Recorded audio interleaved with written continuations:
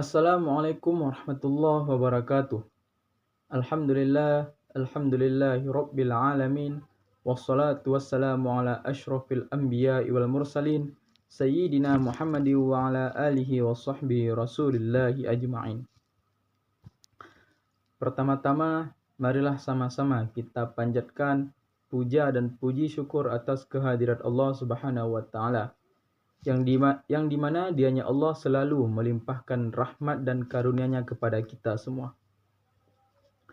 Salawat dan salam tidak lupa pula kita sanjung sajikan ke pangkuan Nabi besar Muhammad sallallahu alaihi wasallam.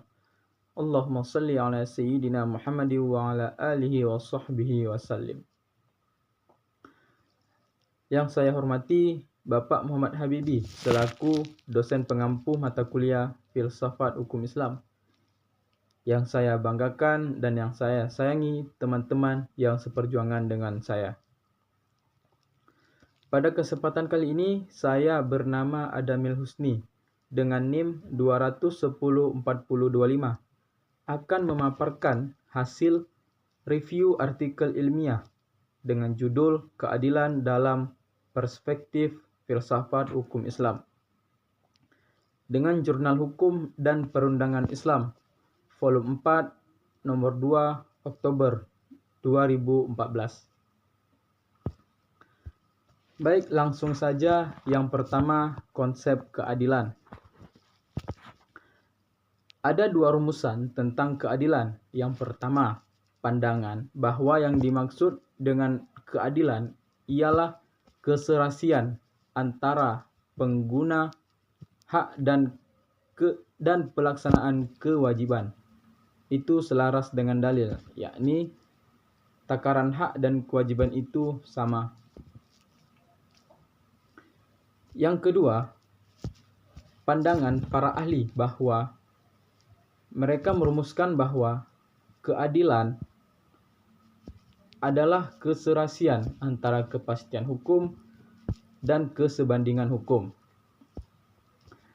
Aristoteles, seorang filsuf pertama kali yang merumuskan arti keadilan. Ia mengatakan bahwa keadilan adalah memberikan kepada setiap orang apa yang menjadi haknya. Dia membagi keadilan menjadi dua bentuk. Yang pertama, keadilan yang ditentukan oleh pembuat undang-undang. Distribusinya memuat jasa, hak, dan kebaikan bagi anggota-anggota masyarakat menurut prinsip kesamaan proporsional. Yang kedua, keadilan korektif, yaitu keadilan yang menjamin, mengawasi, dan memelihara distribusi. Distribusi ini melawan serangan-serangan ilegal. Selanjutnya, keadilan hukum Islam. Hukum adalah undang-undang yang adil. Adil merupakan unsur konstitutif dari segala pengertian hukum. Hanya peraturan yang adil yang disebut dengan hukum. Salah satu sumbangan terbesar Islam adalah prinsip keadilan sosial dan pelaksanaannya dalam kehidupan aspek manusia. Tidak dapat dipungkiri bahwa Al-Quran meningkatkan sisi keadilan, baik dalam kolektif maupun individual. Karenanya, dengan mudah kita lalu dihadapi semacam rasa cepat puas diri sebagai pribadi-pribadi Muslim dengan temuan yang mudah diperoleh secara gamblang itu.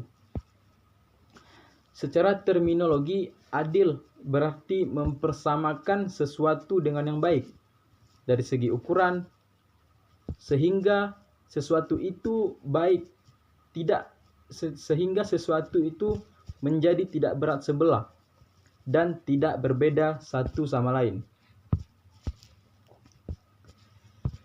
Adil juga berarti berpihak atau berpegang kepada kebenaran.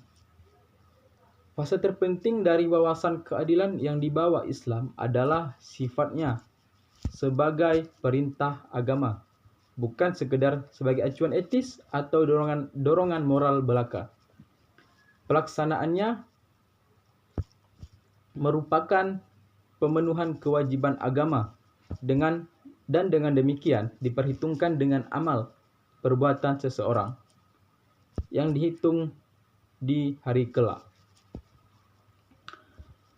Konsep kesamaan yang terkandung dalam keadilan tidak pula menutup kemungkinan adanya pengakuan tentang kelebihan dalam beberapa aspek yang dapat melebihkan seseorang karena prestasi yang dimilikinya. Akan tetapi tidak akan membawa perlakuan hukum terhadap dirinya sendiri. Selanjutnya, maqasid al-syariah, upaya menggali nilai keadilan. Tujuan hukum menurut Al-Juwaini ada 3 macam. Yang pertama, primer, sekunder, dan tersier. Pemikiran Al-Juwaini tersebut dikembangkan oleh muridnya Al-Ghazali. Al-Ghazali menjelaskan maksud hukum dalam kaitannya dengan pembahasan. Maslahat menurut Al-Ghazali adalah memelihara agama, jiwa, akal, keturunan, dan harta. Kelima macam maslahat tersebut bagi Al-Ghazali berada pada skala prioritas dan urutan yang berbeda jika dilihat dari sisi tujuannya, yakni peringkat primer, sekunder, dan tersier. Pembahasan maqasid syariah dilakukan Asy-Syatibi secara khusus, sistematis, dan jelas. Ia secara tegas mengatakan bahwa tujuan utama Allah untuk mewujudkan maslahat hidup manusia. Ia mengatakan bahwa tujuan utama Allah menetapkan hukumnya adalah untuk terwujudnya kemaslahatan hidup manusia, baik di dunia maupun di akhirat kelak. Keadilan selalu dijadikan sebuah nilai ideal dalam perbuatan maupun pelaksanaan hukum.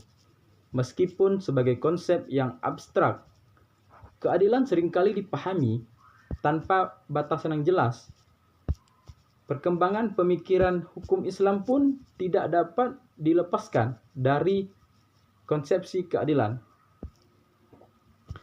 Islam pun sangat peduli dengan masalah keadilan. Konsepsi keadilan akan terus berkembang sejalan dengan perkembangan sosial. Mungkin hanya ini yang dapat saya sampaikan. Wabillahi taufiq wal hidayah. Wassalamualaikum warahmatullahi wabarakatuh.